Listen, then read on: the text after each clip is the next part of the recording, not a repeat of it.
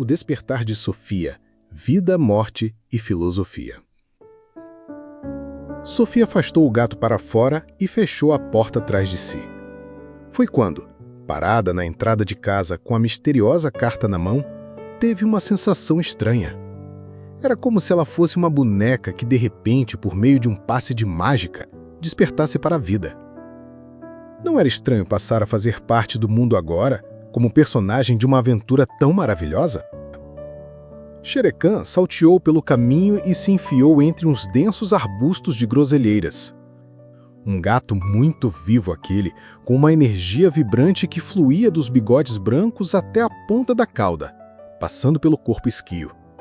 Ele também estava ali no jardim, mas não tinha nenhuma consciência disso, diferentemente de Sofia. Depois de pensar que estava ali, também ocorreu a Sofia que um dia ela não estaria mais. Eu estou no mundo agora, pensou, mas um dia terei partido. Existiria vida após a morte? O gato também não tinha a menor ideia de como responder a essa pergunta. Não fazia muito tempo que a avó paterna de Sofia morrera.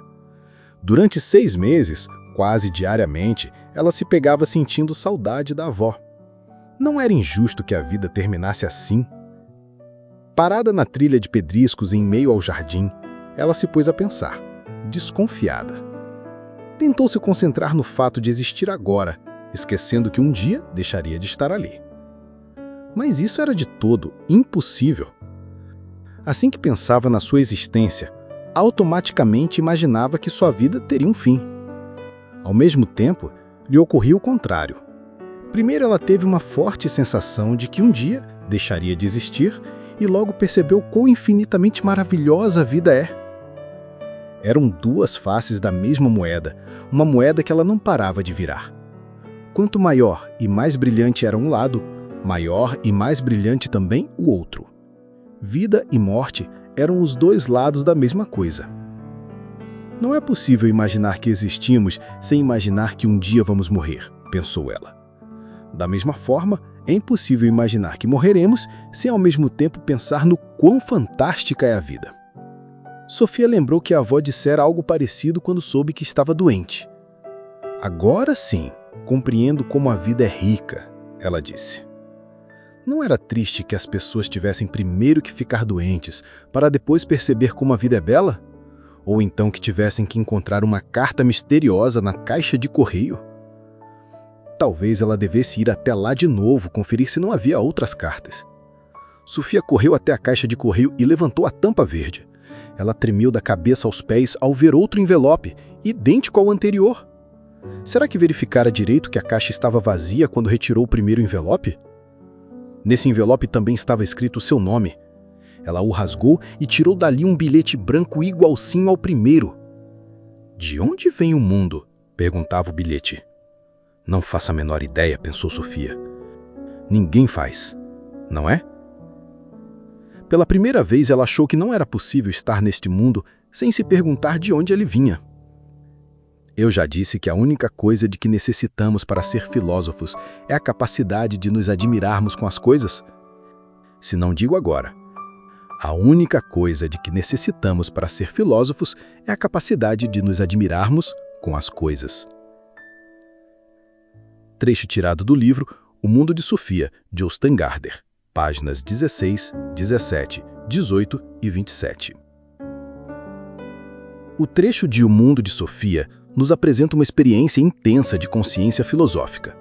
Sofia não apenas existe, ela percebe a própria existência e essa percepção desperta uma série de questionamentos fundamentais sobre o sentido da vida, a certeza da morte e a origem do mundo.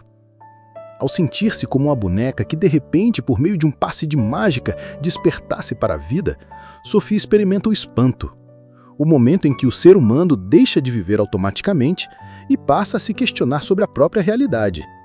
Lembrando o despertar da alma, descrito por Platão, e a reflexão cartesiana do cogito ergo sum. A consciência da finitude transforma cada instante em algo mais precioso, e é nesse paradoxo de existir e ao mesmo tempo imaginar o fim que Sofia percebe o valor da vida. Kierkegaard já apontava que a consciência da mortalidade é o que permite ao ser humano viver de forma autêntica. É o enfrentamento da própria finitude que nos faz reconhecer a beleza da existência e a profundidade da experiência de estar vivo. Ao mesmo tempo, o livro de Eclesiastes nos lembra da brevidade e do mistério da vida. Tudo é vaidade. Há tempo de nascer e tempo de morrer. Tempo de plantar e tempo de colher. Eclesiastes, capítulo 3, versos 1 e 2. Sofia, ao pensar na morte da avó e refletir sobre sua própria existência, percebe essa mesma tensão. A vida é passageira, mas infinitamente rica, e o valor de cada momento surge justamente por ser limitado. A admiração que Sofia sente diante do mundo e a curiosidade despertada pela carta misteriosa demonstram como o pensamento filosófico nasce do espanto e da busca por sentido. A própria existência do gato, Shere Khan, vivo, mas inconsciente de si, contrasta com a reflexão de Sofia e evidencia que a capacidade de questionar, de se maravilhar, é exclusiva do ser humano. A vida e a morte surgem como faces de uma mesma realidade, inseparáveis e mutuamente esclarecedoras. Quanto mais se percebe a finitude, mais se percebe a riqueza de cada instante vivido. Sofia compreende, como a avó lhe dissera, que a vida se torna infinitamente valiosa quando se toma consciência da sua transitoriedade.